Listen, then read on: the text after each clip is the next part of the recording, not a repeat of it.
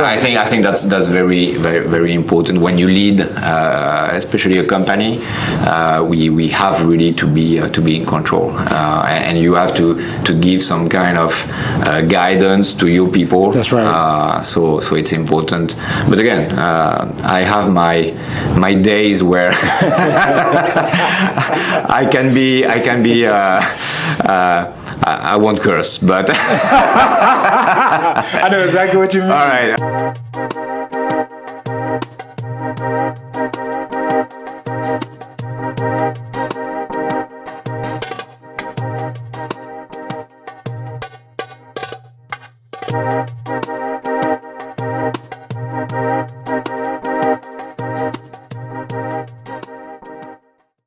Hello everybody and welcome to another episode of Trade Secrets by Tripletote.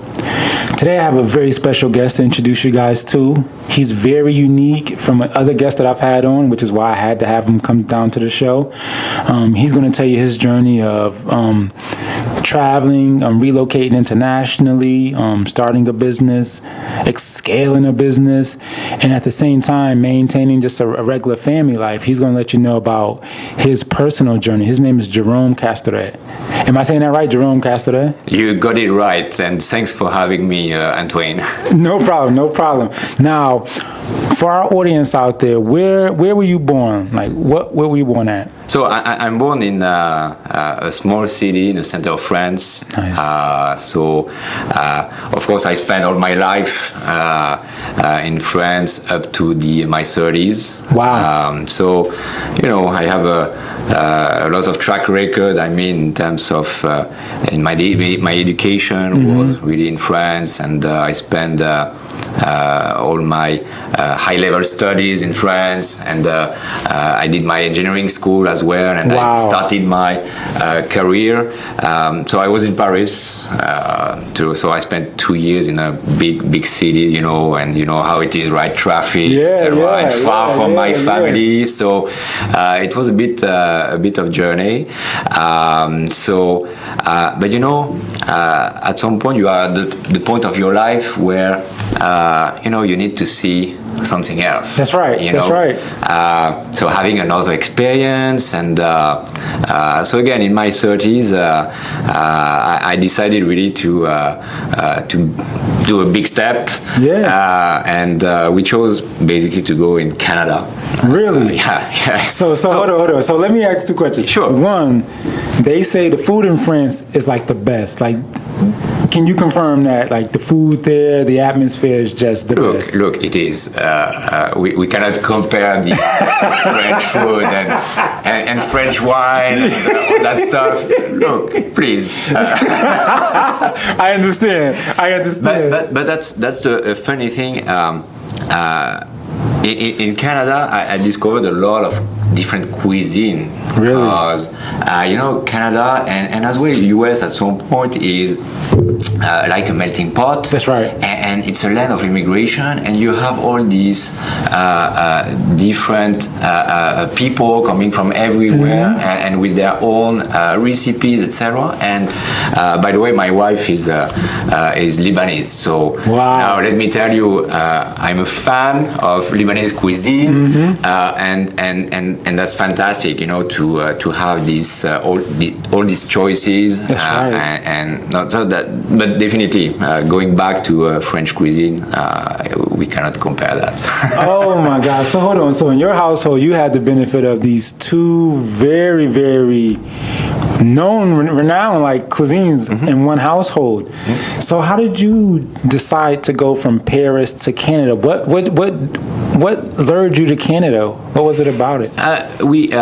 I think at that point this is more about discovering the world. That's right. And having another experience. And we beginning of 2000, you see all this movement of population and these opportunities to live something which is really different. That's right. So we chose Canada because, especially the Quebec province, because it was a French language spoken country, but it was close to United States, That's right. North America, the American dream, and, somewhere, and that was a very good choice. We did that step, maybe thinking that 2 months later we'll go back in France, because really we don't know. So we were with one luggage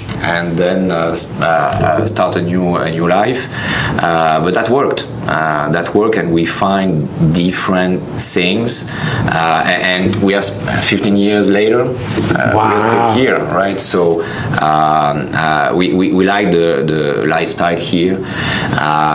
We like how the dynamism of how the countries and the business is done. So it's a different mindset that we found here, and definitely we are in a good fit here. Yeah, that's the best. Now I noticed just from knowing you before the show that you always have like a calmness about you. Is that like from being in France? Like you always have like, you're always just like really mellow. And sometimes when things are crazy, you're still like, you're just like always, at least on the outside, you seem to have this mellow. Is that from Paris? Is that from that growing up environment? I don't know. I think it's more maybe a character, to try to be to be in control. I think that's something which is very important. Yes. Doesn't mean that that I'm not thinking and it's not boiling Understood. here. Understood. Yeah, I know. Inside the and I think I'm recognized to have sometimes a lot of ideas and maybe too many ideas. But again, I think it's important that we show some kind of control. That's right. I think that's very, very, very important when you lead, especially a company. We have really to be in control, and you have to give some kind of guidance to your people. That's right. So it's important. But again, I have my days where I can be. I won't curse, but I know exactly what you mean. All right. Now let me ask. Now you said you took up engineering in school when you were still in France. So what type of engineering were you into? So I was in aerospace engineering. Wow. So that's the funny thing. It was not really by passion. It was more because it was a great school. That's right. And I will have a great diploma, so I will have opportunities behind. And then if you certainly you will ask me what would be my career, but I started with a company in Paris where again I have really no connection. But one step leaded to another. Right. That I stay in this career as an engineer, and in fact, why moving to North America was a great thing for me is I really learned this kind of the land of opportunities. Got you. And the possibility to be promoted, the possibility to ramp in the organization. And to do something else, and not being an engineer during 40 years. So that's really what a big differentiator for me here is people give you this chance, give you this opportunity to again do something else, and again ramping up your skill sets and your responsibilities. And this is a message that I try to convey with my guys is, okay, what is your next step? That's right. What would be your evolution in your career? And your career won't be with CS only, it will be later, but let's think about it. That's right. And that's some kind of win-win I try to inject in the company too, so that it's good for the company, it's good for my people, and so we have a win-win situation right now. That's great. Now, in Canada, you work for CS there, right? Sure. So I have entrepreneurs on my show. They go through the growing pains of starting a business and trying to make it big. You even though you aren't the owner of the business, you had a different type of journey, still entrepreneur, because you had to move from Canada to U.S. and set up U.S. operations for your company. So what was that like? I mean, what was it, a lot of pressure? Was it a lot of trial and error? How'd that come about? So it was definitely a challenge. So you remember 5 years ago? So we just celebrated the 5 years 2 weeks ago. And you remember we were hosted still in the CCAT here, and we have this small office. Yeah, I remember that. The office was empty, and you gave me that desk and that chair, and that was the beginning of the story. That was it. You know, you remember that one. That was it. And so I think, of course, it was a challenge because we had to build a relationship with clients. We have to create the structure. We have to hire people. We have to set up the financial structure, the HR structure. That's right. A lot of things that has to be done. Definitely, I was helped by the company itself, right? So I had a lot of people helping on that journey. So I was not alone. So that was really the good part of it. And that's just a parenthesis here. This is the spirit of the company. There's a lot of collaboration, a lot of empathy. So we really try to bring the people to the next step, and that's really what I appreciate as well in this company. So how many people you guys got now? Because I remember just two of you guys, right, and a desk or two. How many people did you grow to? So we are right now 25 engineers. So and we turned profitable 2 years ago after 2 years of existence. So it was pretty good journey, I would say. So definitely we are impacted right now. You know, growth is impacted by the of course the COVID situation, because I think we will go in this questions later on, but we are working for the aerospace industry. That's right. Definitely this is not a good time. So definitely the growth is a little bit impacted. But that being said, we are in a pretty good spot, and we see a lot of potential coming in. So we are worried and not worried at the same time for the future. So that being said, could you explain to our audience what CS Communications, what you guys do? Sure. So CS is very specialized in what we call safety critical embedded softwares and systems. So think about it. Every equipment you have in an aircraft embedding some electronics, everything is commanded now by software. That's right. So an engine control, a flight management system, avionics, everything embeds some software. So the core expertise of CS is to assist the equipment suppliers or the OEM like Boeing or Airbus in developing that software, testing that software, and of course going to the certification path with the regulatory organizations like the FAA. So definitely because we are in a safety environment. That's right. Right? An aircraft, we know the stakes to have passengers in an aircraft.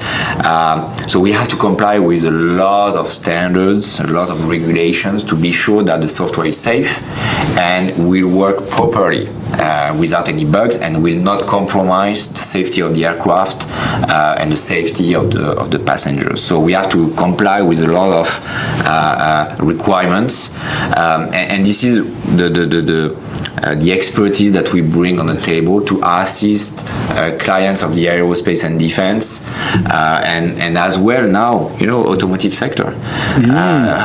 How much software you have in your car? That's right. It's completely crazy. And now with the autonomous driving coming in, oh my gosh, software will have to comply with the same kind of standards.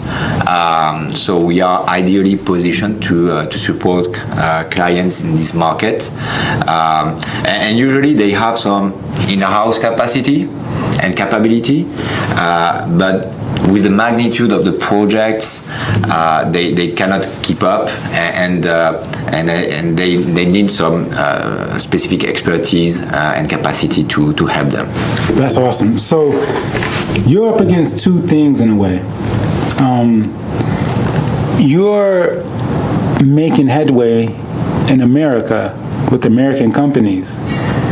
So there must be American competitors that you had to outwork to come into America and actually get that business. What makes CS different? Like, what makes you guys different that you're able to do that? And now, same thing with autonomous cars, right? Because Tesla is the biggest company, American company. So the businesses you're going after now, again, the same thing. How are you outperforming your competitors doing this? So let me first give you the landscape. Okay. Yes, we have American competitors. Yeah. But the main competitors we have is Indian competitors. So we compete with offshore countries. Gotcha. And for one engineer I have here, I can have 4 in India. Understood. So there was this whole trend started a few years ago, where a lot of work has been outsourced offshore. So for now they compete only on low-end type of work, but definitely this is a competition that took a lot of the work. Yeah. So in that landscape, definitely the direction that took CS is to compete on pricing, thanks to automation. Yeah. Because our activities are right now fully, I would say, extensively using the human engineering That's work, right? Now we try to replace a portion of that work by the machine.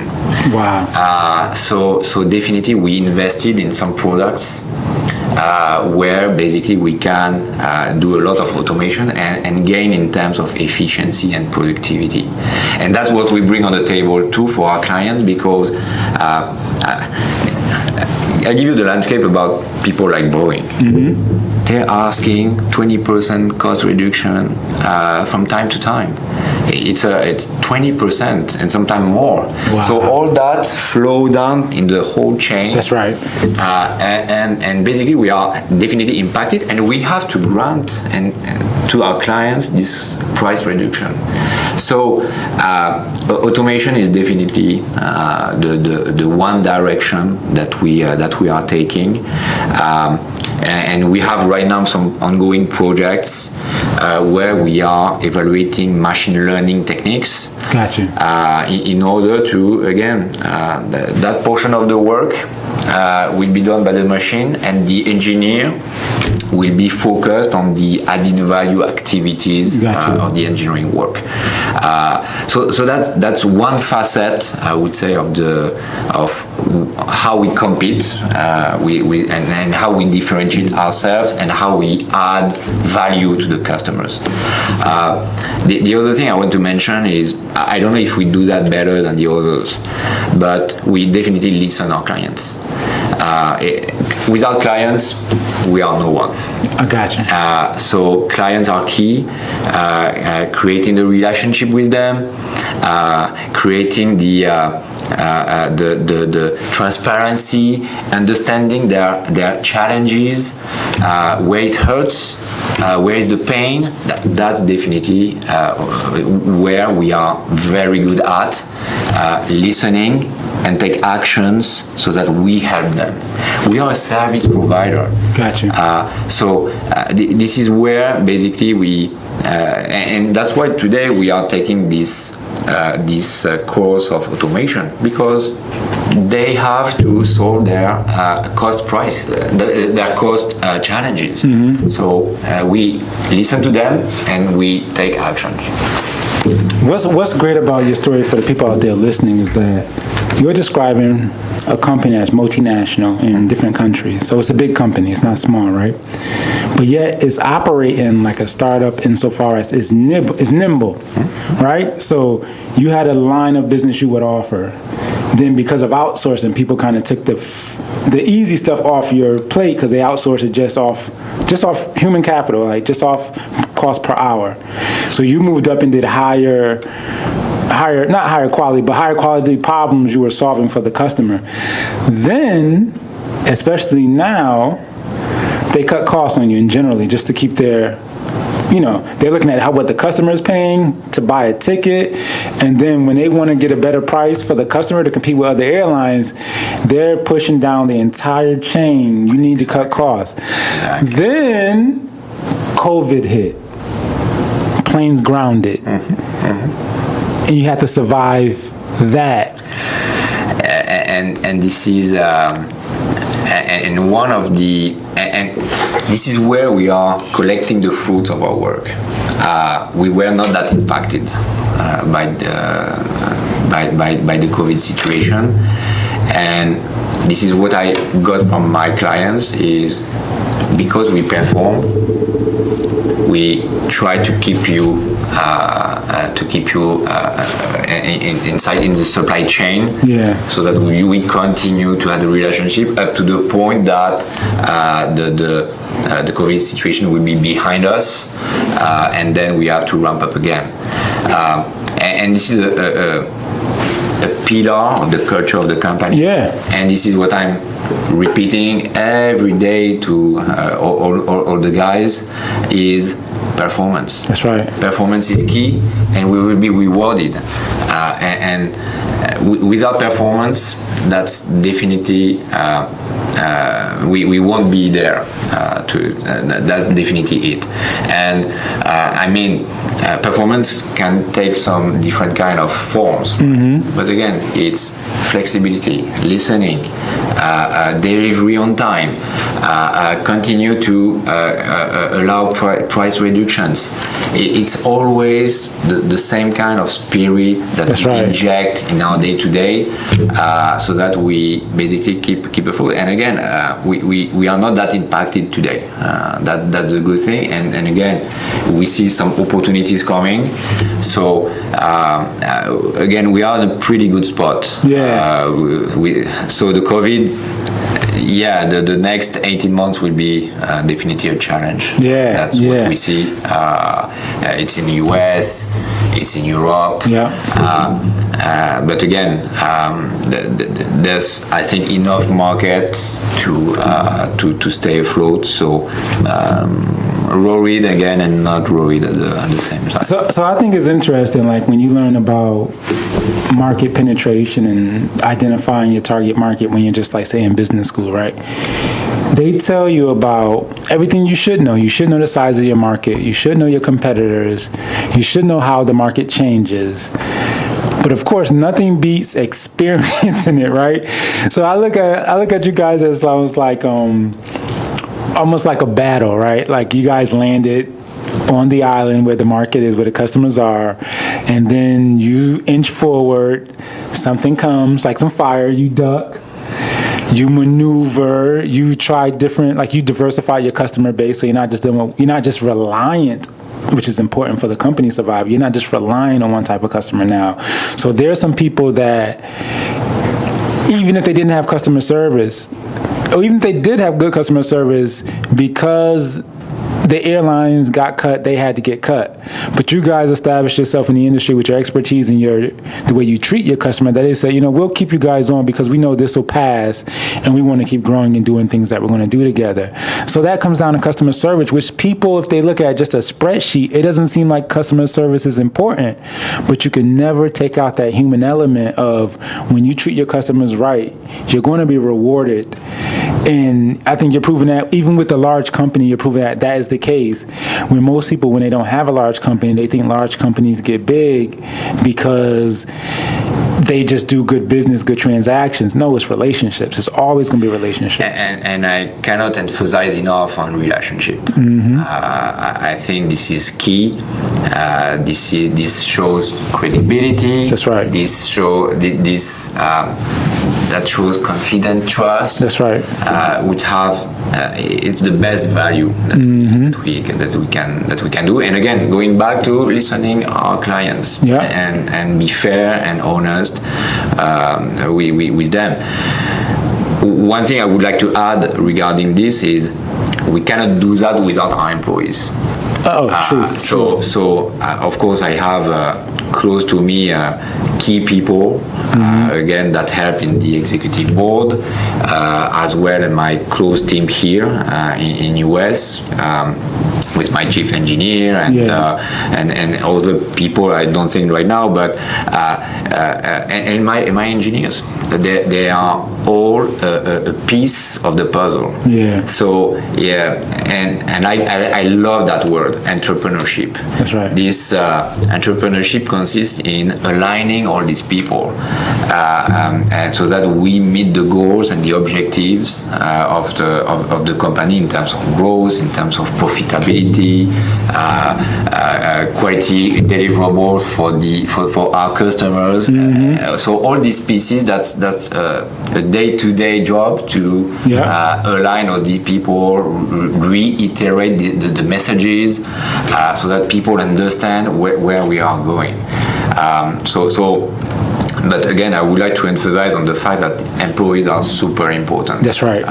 So again, we try to create that frame for them, so that they are happy with the company and they do the best job as well for us. So that's working pretty fine. I'm very proud of them, and again, I think without them, we are nothing too, right? So I just wanted to definitely emphasize. So that being said, I know, what are you guys looking forward to? I mean, maybe after COVID passes and you guys get back to regular business, what things are you looking forward to on the horizon for CS?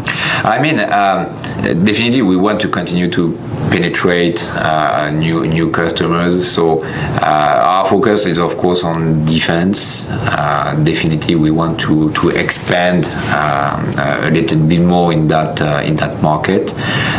Again, we want really to create and continue to create this differentiator. Gotcha. And keeping to be ahead of the competition. Definitely the automotive market again is another not another direction, but a slight turning point too, where basically we want to expand in that business.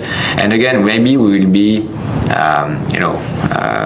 we don't have a crystal ball, but maybe we will transition to a little bit some product company too. Nice. We have a service, and as I told you, we are making products so that we improve our services.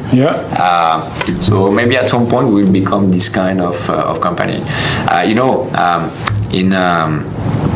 In now 20 or 30 years, all these jobs maybe won't exist. So the world is moving so fast. That's right. So again, we will continue to listen to the market, listen how the things are moving. Definitely automation, we embrace that step, and that's definitely what we are pushing. And I'm hearing a lot that but jobs will disappear. No, job will not disappear. They will change. That's right. It will be another form of job. That's right. And people don't have to be reluctant and resistant. That's right. The history show that from the 17th century, and this is where you have countries who win and countries who lose. And again, productivity, efficiency, being more automated. That's right. That's the way. That's the trend of the history.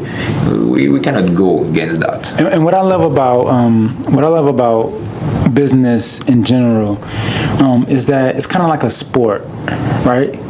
Like you can have, as an individual, a bad idea and it not work, but you can always do another idea.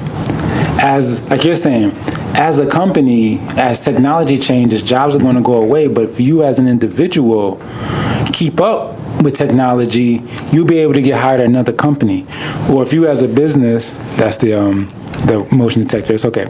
If you as a business stay on top of technology, you'll find a new market. So you can't rest on your laurels. Like, just because the Lakers may win a championship one year doesn't mean they can take a break next year and get to the championship. They have to stay on their laurels. And I think it's a sign if a person's not willing to put in the work to stay on top of their industry. And you know, sometimes we lose. And that's part of the that's part of the business environment. We are taking bad decisions, and that's perfectly fine. That's right. We have to learn. It's fine if you learn. Yeah. If you redo the mistakes, that's not good, right? But definitely, we are not a perfect company, so we are doing our errors, but we are learning and we are moving from them. And again, it's a very dynamic environment, so we definitely listen how the world is changing, and we adapt, and sometimes it's not only a reaction, it's really proactivity. That's right. That we have to anticipate all these changes. I appreciate that.